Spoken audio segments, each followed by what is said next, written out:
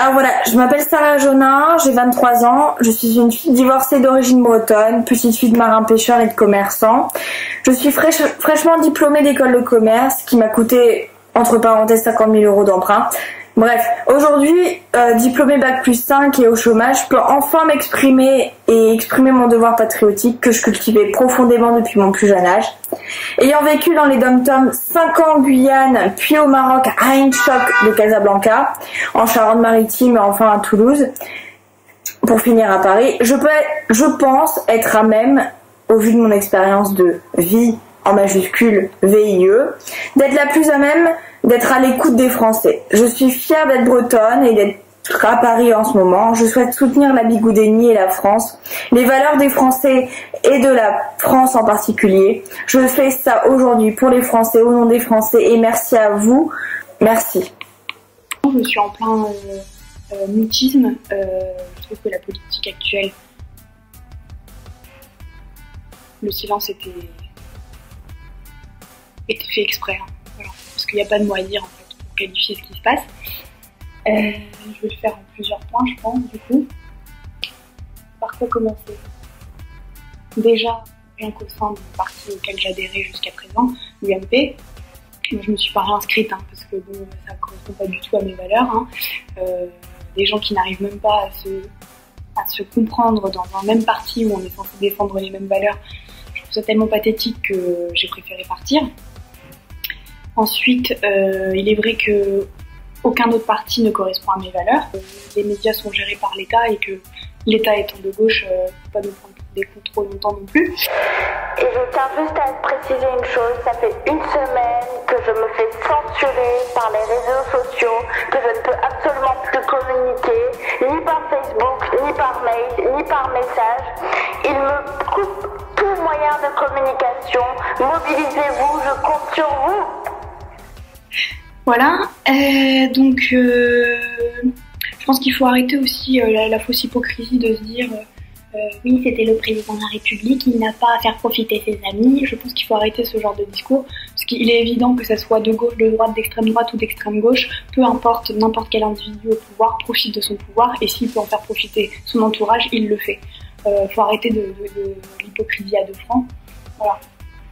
Faut avouer et avoir un peu plus de courage, et se dire bah oui, en effet, j'avoue, moi je ferai profiter mes amis, c'est un fait. Voilà. Et que l'avenir de la France, c'est d'être multiculturel, puisque de toute façon on peut pas revenir en arrière, on va vers l'avant, c'est l'avenir maintenant, on va pas revenir dans le passé. Donc revenir à l'euro et fermer les barrières, ça serait complètement débile. Dans ce cas, on vit en autarcie, quoi. Bon, très bien, et puis on finit complètement consanguin. Non mais bon, faut arrêter, quoi. Si aujourd'hui on a eu la chance d'ouvrir les frontières et de permettre aux gens de différents pays de venir chez nous ou d'aller chez eux, je trouve que c'est plus une force qu'une faiblesse. Si aujourd'hui on a une monnaie unique en Europe et qu'on peut se balader dans n'importe quel pays avec la même monnaie, je pense que c'est aussi pour permettre de 1, d'aider les personnes qui veulent voyager, et de 2, aider les relations économiques entre pays. Alors revenir au franc, très bien, Bon. Quel intérêt, à part de dire on revient au franc, cool, marche arrière, marche arrière à fond.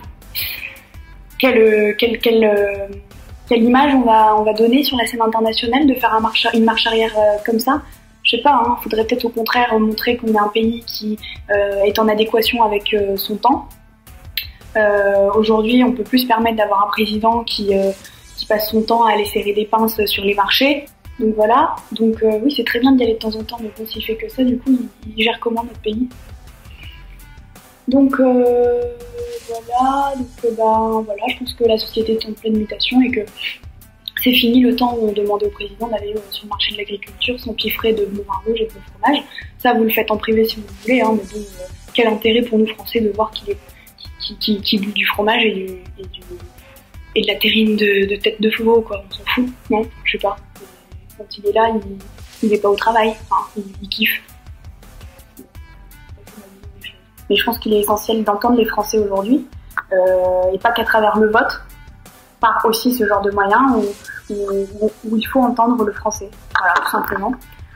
Le français a son mot à dire et c'est pas les plus gros qui doivent décider de l'avenir de la France, c'est le peuple. Qu'est-ce que je voulais vous raconter d'autre sur l'immigration? L'immigration, c'est génial. Vous voulez que je vous dise, on est dans un monde où justement les barrières sont toutes en train de s'abaisser. Je pense qu'on est tous un peu citoyens du monde. En tout cas, c'est ce qu'il faudrait qu'il se passe. Il faut mélanger les cultures. Il faut arrêter d'avoir des propos du type on veut garder le sang de notre race. Oui, dans ce cas, on reste tous consanguins, quoi. Et puis on s'ouvre pas l'esprit. Je sais pas, moi c'est mon point de vue. Moi j'adore partir au Maroc. J'y vais depuis que je suis toute petite tous les ans. J'ai fait un stage là-bas pendant plusieurs mois. J'adore ce pays, j'adore cette culture, j'adore les Marocains, j'adore le monde arabe en général. Enfin voilà, j'adore. C'est une culture très altruiste, très proche du cœur, avec beaucoup de respect. Et je pense qu'il faut arrêter les amalgames et arrêter d'imaginer que tous les musulmans sont djihadistes, quoi. Voilà. C'est sûr qu'avec des propos comme ça, vous n'allez faire que engrainer les djihadistes, justement. Hein. Bon. Donc si vous voulez que demain il y ait une guerre en France et que tout notre patrimoine ou que même des civils décèdent dans cette guerre, continuez comme ça, vous êtes sur le bon chemin. Après voilà, je vais partir sur les juifs, hein, parce que je pense qu'il faut qu'il n'y ait pas de tabou. Il faut arrêter de marginaliser tous les gens qui parlent un peu de extrémisme, sionisme, djihadiste, extrémisme. Voilà, sans communication, on n'avance pas. Hein. Donc, faut arrêter de faire une espèce de sacralisation de tous ces mots. Patriotisme également, parce que je suis patriote, j'aime mon pays, je suis française et très fière de l'être. Et je suis pas pour autant le péniste, quoi. Donc, faut arrêter de faire des amalgames débiles. Je suis pour que mon pays soit mieux demain, parce que là, c'est carrément une catastrophe. Hein. On est à deux doigts de finir en épave, hein. Et je n'ai pas l'intention de quitter le navire en plein naufrage. Moi, j'aspire pas à être dans la politique, hein. C'est pas du tout un milieu qui m'intéresse. Je trouve que c'est un milieu pourri. Ils sont tous pourris là-dedans, que ça soit de gauche, de droite, le pouvoir et le pognon leur montent un peu trop à la tête. Je trouve que tout travail mérite salaire, mais dans la limite des capacités de l'État. Hein. Donc, pour moi, ruiner un pays, c'est peut-être pas non plus la meilleure des solutions. Hein. Au-delà de ça, je pense qu'il faut arrêter aussi de dire que tout travail mérite salaire, voilà, tout simplement, à la hauteur de ce qu'on apporte. Voilà, après, au sujet de l'immigration, je pense qu'il y a deux types d'immigration. Il y a l'immigration d'exil. On est une terre d'accueil. Alors ok, on va peut-être pas accueillir non plus toute la misère du monde, je vous l'accorde, mais dans la capacité et dans la limite de la France, je pense qu'on peut pas non plus mettre des œillères et faire comme si de rien n'était, quoi. C'est à nous, tant que Français, c'est à notre pays d'être responsables et d'avoir une conscience humanitaire, je n'en sais rien, mais se mobiliser, quoi. Se mobiliser, c'est pas que avec des petites associations, quoi. C'est chaque individu qui doit participer à sa manière. Moi, j'ai confiance en l'être humain, mais profondément. Je pense que c'est la société qui le change. Mais c'est le serpent qui se mord la queue, quoi, parce que l'être humain modifie la société et la société modifie l'être humain. Donc en fait, il faut juste qu'il y ait une conscience individuelle, une prise de conscience individuelle, qu'à partir du moment où il y aura eu cette prise de conscience avec des actes et des actions dans la foulée, si on fait des petites bonnes actions de temps en temps, le monde ne sera que meilleur. Et en tout cas, la France et les Français ne seront que meilleurs. Ça sert à rien d'être des gros cons complètement enfermés, à renvoyer chier les touristes quand ils viennent chez nous. Donc voilà, je pense que c'est un peu à nous tous de faire des efforts. Je trouve qu'il faut aussi arrêter l'hypocrisie de se dire tiens, j'ai bossé un mois chez les petits frères des pauvres, voilà, j'ai fait ma bonne action, je suis quelqu'un de bien. Non, faut arrêter cette hypocrisie encore. Les bonnes actions et les gens bien, ce sont des gens qui font des bonnes actions au quotidien, tout simplement. Et de toute façon, le destin les remercie, ces gens-là. Hein. Le destin les remercie. Quand vous êtes bon, un jour ou l'autre, vous êtes remercié. Donc soyez bon. Arrêtez de vivre en autarcie et arrêtez d'être trop con. Je trouve qu'aujourd'hui, étant une future chef d'entreprise, je trouve qu'aujourd'hui, on crie trop à haut sur les chefs d'entreprise en considérant que ce sont des magouilleurs qui veulent juste s'en mettre plein les poches. Je trouve que c'est pas du tout ça. Je pense que il faut aider les futurs créateurs d'entreprises. Ce sont des personnes très créatives, très motivées, qui n'ont pas peur des embûches, parce que ce parcours est semé d'embûches, qui relèvent la tête en permanence, qui sont très courageux, et on a besoin d'eux pour la France. On a besoin d'avoir des personnes comme ça, créatives, qui, voilà. C'est d'autant plus glorifiant pour la France que d'avoir à l'international des chefs d'entreprise d'origine française, quoi. Donc je pense qu'il faut arrêter d'avoir cette mentalité de le chef d'entreprise pété de thunes, qui se la raconte et qui claque son pognon et qui paye pas bien ses salariés. On va être complètement en mutation là, et j'ose espérer que les chefs d'entreprise de demain prendront en compte la fibre sociale et traiteront leurs salariés comme il se doit et comme des êtres humains et pas comme des larbins, parce que c'est pas comme ça que ça marche le management. Si vous prenez pas en compte l'être humain, ça marche pas. Si vous donnez pas un but précis à votre salarié, si vous le récompensez pas quand il fait un bon travail et que vous passez votre temps à gueuler comme un poissonnier, c'est sûr que ça marchera pas. Voilà. Je pense qu'il faut aider les futurs chefs d'entreprise, tout simplement. C'est tellement une galère, ça demande tellement d'argent, tellement d'énergie. Moi j'adore, parce que c'est ma passion, donc j'ai de l'énergie à revendre, mais ça demande beaucoup d'argent. Et quand on a fait une école de commerce où on a dû faire un emprunt à 50 000 €, parce qu'étant petite fille marin-pêcheur, on n'a pas forcément les moyens de me payer 50 000 € pour mes études et ma vie de tous les jours sur Paris, parce que des apparts à 600 €, 13 mètres carrés à Belleville, faut arrêter, quoi. Faut arrêter de se masturber le cerveau quand on sait que l'État a je ne sais combien de mètres carrés est complètement à vide, ou alors 190 mètres carrés et un ministre. Monsieur est très content, quoi. Quand on sait qu'il y a des familles qui sont en train de crever dehors parce qu'ils n'ont pas de toit. Non mais ça me passionne, donc il faut que je me calme. Donc voilà, le logement, on n'en parle même pas. Je vois qu'il y a des choses qui sont en train de se faire, de gauche comme de droite. C'est très bien, parce que je pense que c'est vraiment un gros problème.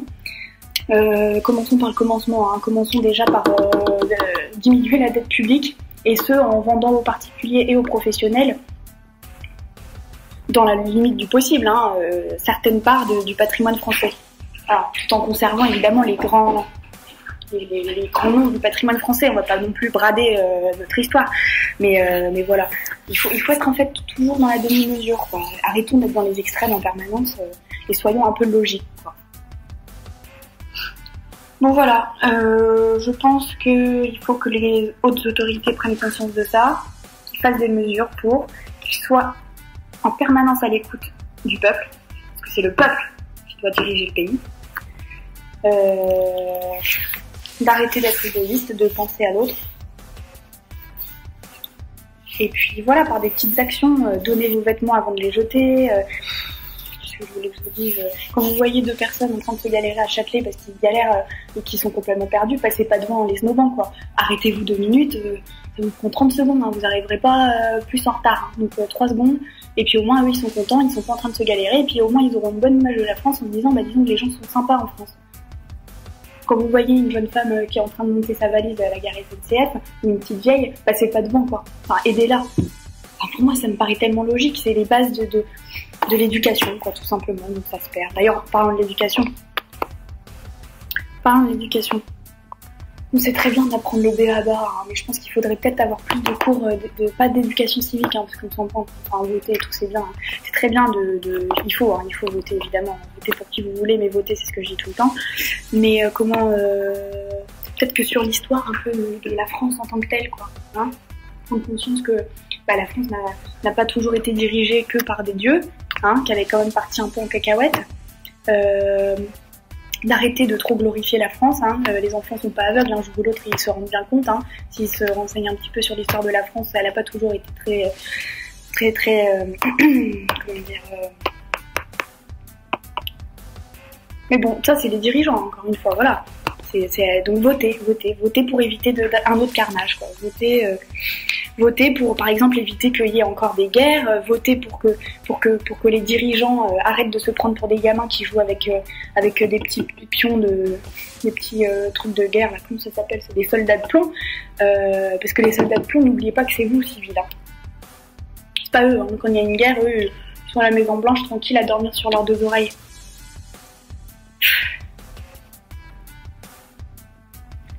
C'est vous, civils, quoi. C'est vous, civils, et entre guillemets, c'est vous qui avez voté pour eux, quoi. Voilà, c'est vous qui avez voté pour qu'on parte en guerre. Pourquoi? des questions de géopolitique, des questions de pétrole, encore des questions de gros sous, tout ça au nom de la lutte contre le terrorisme. Mais réveillez-vous, vous vous rendez compte qu'ils vous prennent pour des cons? Rien à foutre du terrorisme, ils s'en foutent.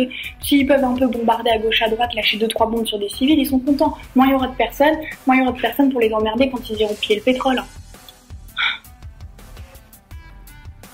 Alors voilà, pour éviter que demain il y ait des civils qui meurent sans avoir rien demandé, des enfants, des femmes, des travailleurs qui se tuent à la tâche pour leur foyer. Si vous voulez éviter ça, si vous voulez éviter que demain ça se reproduise, votez quoi. Votez pour la personne qui vous semble la plus à même d'éviter ce genre de choses et qui vous représente le mieux quoi. Qui représente le mieux vos convictions. Voilà, je suis passionnée par mon pays, passionnée par l'entrepreneuriat. Je dis juste que la France ne part pas en cacahuète et je pense que c'est maintenant qu'il faut se réveiller quoi. Donc, avant qu'il soit trop tard et avant que de passer de puissance mondiale, on finisse petit pays lambda. Mais bon, vous n'aurez plus que vos yeux pour pleurer parce que on vous aura prévu. Après, je peux vous parler de féminisme, je m'en classais peut-être. Le féminisme, je trouve ça, comment vous dire, je considère que être féministe, ça veut pas dire laisser pousser ses poils, quoi. On n'est pas féministe parce qu'on veut faire comme son petit copain et puis avoir des lianes au bout des jambes, quoi. Ou sous les aisselles. C'est pas ça être féministe, selon moi. Hein. Après, je reste calme. Hein. Je dis que selon moi, le féminisme, c'est pas ça. Selon moi, le féminisme, c'est quoi? Et je pense que nos ancêtres qui se sont battus pour le droit de vote n'étaient pas spécialement en pantalon. Hein, voilà. Elles étaient bien fières d'être femmes, au contraire. Féministe, c'est pas de vouloir absolument montrer et s'imposer et de vouloir bouffer les hommes en disant on est meilleur que les hommes, moi je vais dans des lieux sacrés, les seins à poil, et je m'en fous, la tradition, je les emmerde. Alors si c'est ça la femme, je démissionne, je change de sexe tout de suite, quoi. Alors pour moi, le féminisme, c'est justement d'être très fière d'être femme. Je suis fière d'être une femme. Je suis fière de porter des talons hauts, je suis fière de me maquiller, de prendre soin de moi, de voir que dans le regard de mon compagnon, il est fier d'avoir une belle femme à ses côtés. Je suis fière d'adorer les cosmétiques, je suis fière d'adorer les vêtements. Je suis une femme. Qu'on soit homme ou femme, peu importe. Il faut juste, comment dire, considérer les gens à leur valeur, quoi. Pas parce qu'on est une jolie femme qu'on est, parce que dans l'esprit des gens, inconscients bien sûr, quand on est une jolie femme, jeune de surcroît, on est forcément bébête, parce que l'expérience nous a manqué, donc on est un peu con, on sait pas trop ce qu'on fait, on est naïve, donc tout le monde pense qu'on va vous baiser. Enfin, on peut pas comprendre qu'une jeune femme mignonne soit lucide, peut-être intelligente, et qui a peut-être plus couillu qu'un homme. Mon ancien patron m'avait dit une phrase un jour qui m'a fait beaucoup sourire parce que je me suis vraiment dit tiens, comme quoi les mentalités changent et c'est très bien. Mon ancien patron m'avait dit, vous savez Sarah, dans une entreprise, les plus couillues sont les femmes. Je trouve que ça résume totalement la situation. On n'est pas en train de dire que les femmes sont les meilleures, c'est parce qu'on est en train de dire, on dit juste qu'il faut arrêter de croire que les femmes sont moins bien, tout simplement. Donc à travail égal, salaire égal, tout simplement.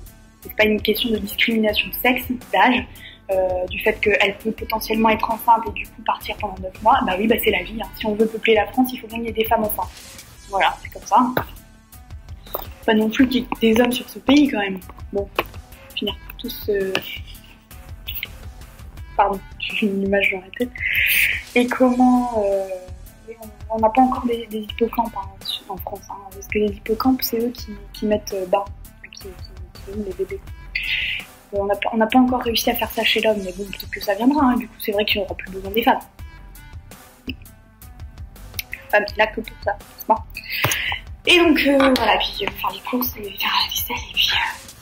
là je pars dans les extrêmes parce que je remarque bien autour de moi de plus en plus la parité d'actualité. Hein. Là je parle pas des trentenaires, hein, je parle pas de la jeune génération, je parle quand même des plus anciens qui sont encore restés dans ce mode de pensée. Sauf que faut vivre avec son temps, hein, faut s'adapter maintenant. C'est ça l'avenir, s'adapter. S'adapter à l'autre, s'adapter au monde qui change, s'adapter au mode de vie, l'adaptation. Être assez mouvant quoi. Voilà, on est mou, c'est cool. Voilà, et puis surtout, les politicards, arrêtez quoi. Arrêtez de nous prendre pour des cons. Monsieur Bourdin, je vous le dis maintenant, droit dans les yeux, je n'ai pas de compte en Suisse. C'est une blague. Vous voulez qu'on vote pour des gens comme ça? Mais de gauche comme de droite, hein. C'est pour ça que la politique m'a dégoûtée ces dernières années. Et c'est pour ça qu'il faut se faire entendre le 13 décembre 2014 à 10h au Trocadéro. Il faut que le peuple puisse parler et se faire entendre. Le peuple, par le peuple, pour le peuple. Parfait, on y va. Première ligne. Parce que quand je vois tout ça, ça m'écoeure. Big Malion, Cahuzac. Oh mon Dieu, mais ça me donne envie de vomir.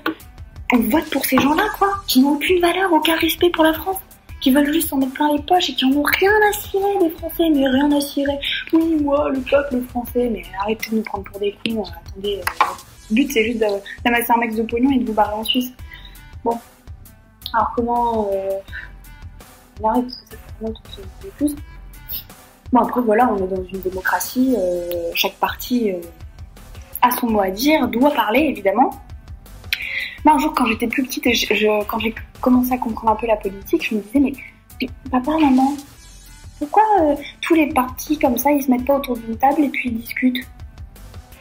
Bon, bien sûr, ça les a fait beaucoup rire. Bah, parce que Sarah, tu sais, ils ont pas les mêmes idées, alors c'est compliqué. Bah oui, mais s'ils sont autour d'une table et puis qu'ils discutent calmement, ils peuvent peut-être trouver des compromis. Voilà, bah, ce rêve-là, j'espère que demain il se réalisera, que toutes les têtes de parti se mettront autour d'une table et qui prendront leurs décisions ensemble avec les voix des Français entendues. Parce que là, on pourra dire que tous les Français seront entendus, tous les partis seront représentés. Ah, mais pour ça, votez. Et mobilisez-vous le 13 décembre 2014 à 10h au Trocadéro pour que le peuple puisse parler, enfin, s'exprimer. Le peuple, par le peuple, pour le peuple. C'est maintenant. La révolution, c'est maintenant. Et votez.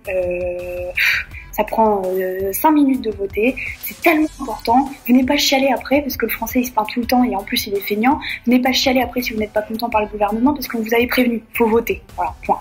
Renseignez-vous sur les programmes de tous les candidats. Ne jugez pas un candidat parce que il a un bouton sur le pif ou parce qu'elle est blonde, donc moi j'aime pas, parce que il est gros, donc il va bouffer et il va accentuer le trou de la dette publique en se commandant des traiteurs. Hein. Votez pas comme ça.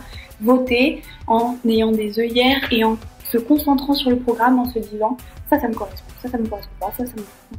Et comme ça, vous saurez quel parti vous intéresse le plus, tout simplement. On vous demande de parler. On vous écoute. C'est le maintenant. Alors allez-y. Ne pas chialer demain. Je crois que j'ai fait le tour. Politique, l'économie. L'économie, on est dans un système capitaliste. C'est comme ça, hein, on va pas revenir au troc. Hein. Voilà, on est comme ça, hein, voilà, la finance ne doit pas régner en maître, ça c'est évident. Il faut qu'on ait une économie... pour moi, c'est à travail égal, salaire égal, voilà. Ah oui, juste une chose sur l'immigration. Si le français est un feignant, et qui passe son temps à être en grève, et qui en a marre, et qui c'est jamais bien, et ben, pourquoi des talents du monde entier qui veulent venir en France n'auraient pas le droit de venir? Vous me répondez? Si le français dit non face à un travail, parce que c'est pas assez bien payé, parce que ça ne correspond pas, est-ce qu'il y a des gens qui sont dans la détresse et qui veulent bien le faire? Pourquoi dire non? Tout ça parce qu'on veut faire ça entre français. C'est pas ça. Si vous voulez que votre pays se sorte de la merde et que l'économie remonte, il faut qu'il y ait des gens comme ça, des gens talentueux, qui sont motivés, qui veulent travailler pour la France. Quand les Français se sortiront les doigts du cul et qu'ils voudront vraiment travailler, là on en reparlera. Mais venez pas pleurer, hein. Venez pas pleurer qu'il y a trop d'immigration, ça c'est de votre faute. Faut se sortir les doigts du cul les garçons. Hein. Faut se lever tôt le matin pour aller travailler et gagner sa croûte. Et pour que le pays marche demain, pour que vous gagnez votre croûte et que l'économie appuie. C'est le cercle vertueux de Adam Smith. Enfin, voilà. Moi ça me chamboule de voir mes amis marocains qui sont sans papier, qui passent leur temps à la préfecture pendant des heures, qui sont obligés de louper les cours pendant une journée pour récupérer leur carte de séjour, alors qu'ils pourraient être en cours à apprendre des choses. Et ces gens-là, quand la préfecture déconne, pendant une semaine, ils sont dans la rue en tant que clandestins. Mais vous imaginez le sentiment qu'ils doivent avoir. Ils sont clandestins pendant une semaine parce que l'État ne les accepte pas. Aux yeux de l'État, ils ne sont pas français. Enfin, ils étudient en France, ils travaillent pour la France, ils payent des impôts, mais ils n'ont pas de droit. Pas le droit d'être français, pas le droit de voter. C'est ça la France. Que des obligations et pas de droits. C'est pas en dictature, hein. Je crois pas. Donc voilà, je pense que j'ai terminé. Vive la Bretagne et vive les marins pêcheurs. Chaud. Et mobilisez-vous le 13 décembre 2014 à 10h au Trocadéro, à Paris, ou partout dans toute la France, pour la marche, pour le peuple, par le peuple. Le gouvernement doit nous entendre et c'est maintenant. Partagez la page Facebook, l'événement Facebook, la marche pour virer François Hollande. Un mouvement pacifique, je compte sur vous. Merci.